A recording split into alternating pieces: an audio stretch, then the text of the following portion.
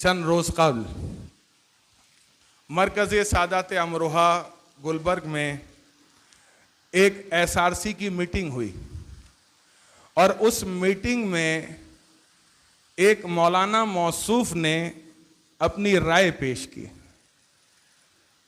और उनकी राय ये थी कि जितने भी परमिट्स हैं, परमिट होल्डर्स के पास जितने परमिट हैं वो तमाम के तमाम पाक मुहर्रम एसोसिएशन के हवाले कर दिए जाए और पाक मुहर्रम एसोसिएशन इन तमाम मरकजी जुलूसों के स्टेक होल्डर्स हो जाएं।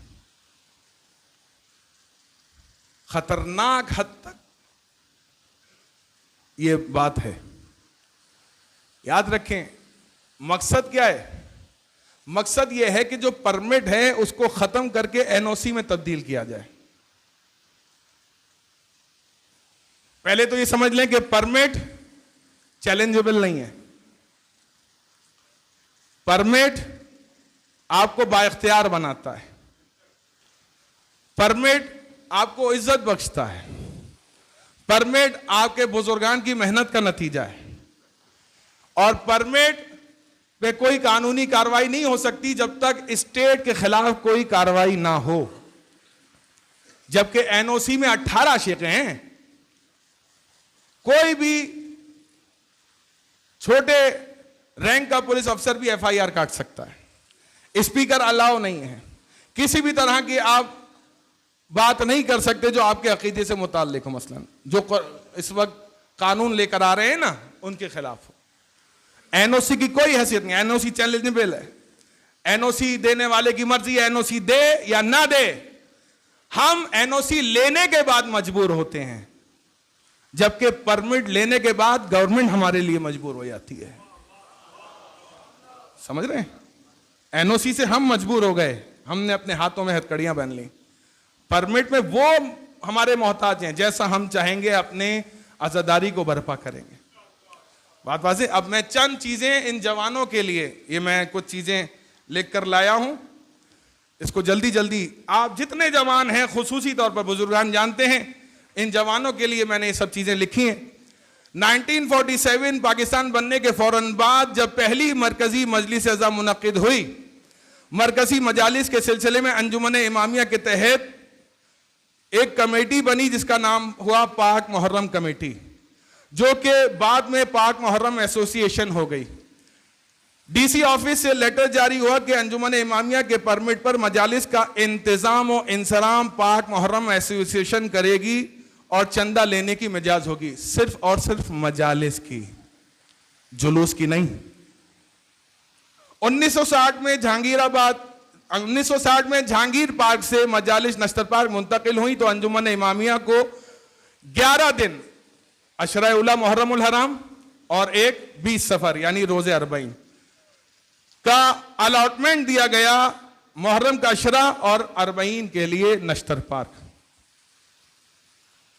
पाकिस्तान की बुनियाद से ही तमाम मरकजी जुलूसों के परमिट जारी हुए, जिसमें 10 मुहर्रम के मरकजी जुलूस का परमिट खुद बानी पाकिस्तान कायदे आजम मोहम्मद अली जिन्ना ने दिया था। मैं अब आपके सामने मरकजी जुलूस के परमिट की तफसीलात बयान कर रहा हूं। वक्त इतना नहीं है कि आप लिखें, लेकिन यह चीज आपको लिखनी चाहिए। आज बुजुर्गान का साया है, ये आपको बताने वाले मौजूद हैं। लेकिन जवानों, ये परमिट एक कौमी अमानत है हमारी गर्दनों पर। इसकी हिफाजत करना हम सबकी जिम्मेदारी है। यह किसी की मिल्कियत नहीं है, यह हमारे आबाओ अजदाद की मेहनत है। इसको जाया होने से बचाएं। सुनिए, कहते हैं अंजुमन इमामिया रजिस्टर्ड 9-10 मुहर्रम 20 सफर 8 रबी अव्वल इनके पास परमिट है नश्तर पाक ता ईरानियान।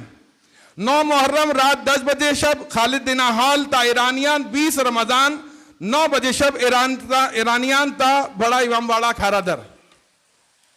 सबीनातुल मोमिनीन ट्रस्ट मार्टन रोड इनके पास परमिट है 9 मुहर्रम और 20 सफर इमाम बारगाह शाह नजफ मार्टन रोड से नश्तर पाक और फिर उसके बाद ये जुलूस ईरानियान तक जाता है। अंजुमन आबदिया काजमिया रजिस्टर्ड 10 मुहर्रम और 20 सफर नश्तर पाक ता ईरानियान इनके पास ही परमिट है। अंजुमन नगीना हुसैनी 10 मुहर्रम मरकजी इमाम बारगाह लियाकताबाद से अलसुब यह जुलूस बरामद होता है, जो कि मार्टन रोड जाता है और फिर मार्टन रोड के जुलूस के साथ होता हुआ नश्तर पार्क और फिर ईरानियान पर जाता है, इनके पास भी परमिट है। अंजुमन मजलूमिया रजिस्टर्ड 10 मुहर्रम और 20 सफर नश्तर पार्क ता ईरानियान, इनके पास भी परमिट है। शिराजी साहब 9 मुहर्रम 10 मुहर्रम अज़खाना ज़हरा ता ईरानियान, इनके पास भी परमिट है। अंजुमन पंजतनी रजिस्टर्ड 20 सफर नश्तर पार्क ता ईरानियान, इनके पास भी परमिट है। अंजुमन सादात साडोरा रजिस्टर्ड 10 मुहर्रम नश्तर पार्क ता ईरानियान, इनके पास भी परमिट है। अंजुमन सादात अमरोहा रजिस्टर्ड 8 मुहर्रम नश्तर पार्क ता ईरानियान, इनके पास भी परमिट है। तो अकेला शख्स कैसे मालिक हो सकता है? यह हुकूमत और पॉलिसी मेकर्स चाहते हैं हमारी आजादी को महदूद करना, लेकिन हमारे नस नस में खून खून में रग रग में आजादी है। इसे कोई हमसे नहीं छीन सकता।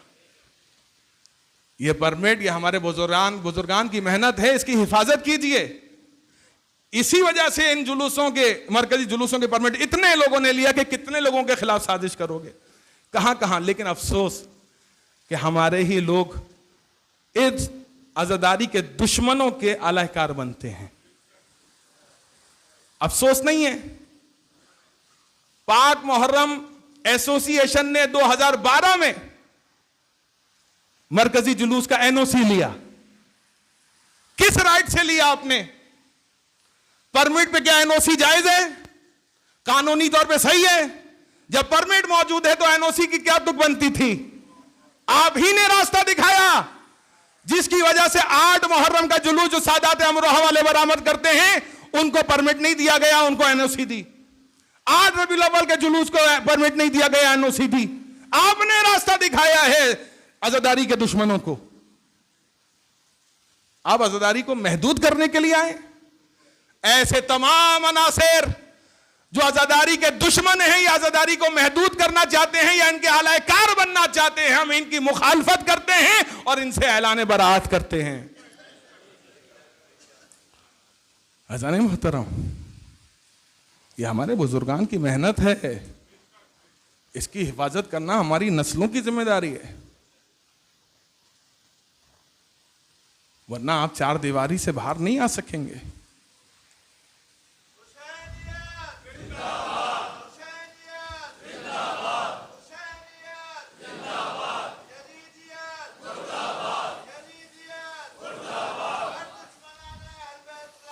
बेशुमार। आखिर में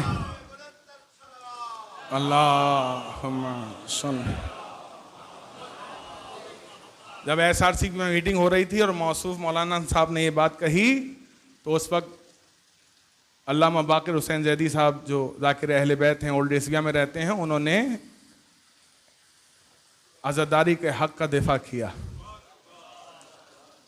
परवरदिगार उनके सेहत व सलामती के साथ उनको उनकी इस खिदमत को अपनी बारगाह में कबूल फरमाए।